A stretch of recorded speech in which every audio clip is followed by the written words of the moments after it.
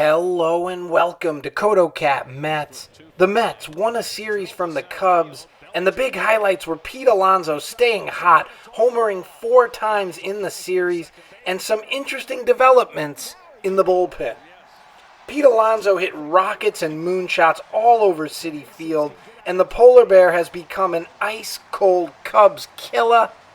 He has 15 homers in 27 career games against Chicago. He continues to climb the ranks of Mets career leaders and now owns another record, the first Met ever to have 4 35 home run seasons. The polar bear is streaky, he does strike out a lot, but his numbers say he needs a long-term contract. He is orange and blue to the core.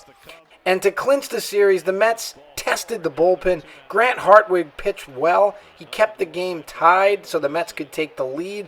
But in the 9th inning, Adam Ottavino had all sorts of issues. He's had over an 8 ERA in the second game of back-to-back appearances this season.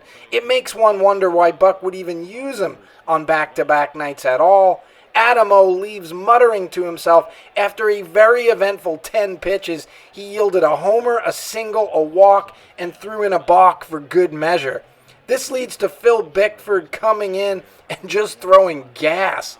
Talk about trusting your fastball. He throws only 1 off-speed pitch in the entire outing, strikes out Morel, and then gets Happ with the bases juiced. He would be a welcome setup man and a shot in the arm for this bullpen.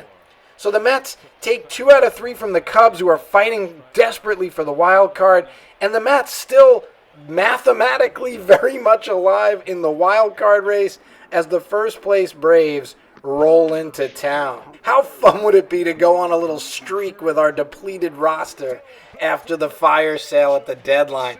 Doesn't really seem possible, but these are the Mets. You just never know. They might find one more way to get close and break our hearts. This has been CotoCat Mets. If you like this video and you love the Mets, please subscribe. And then we'll sing. Let's fucking go Mets.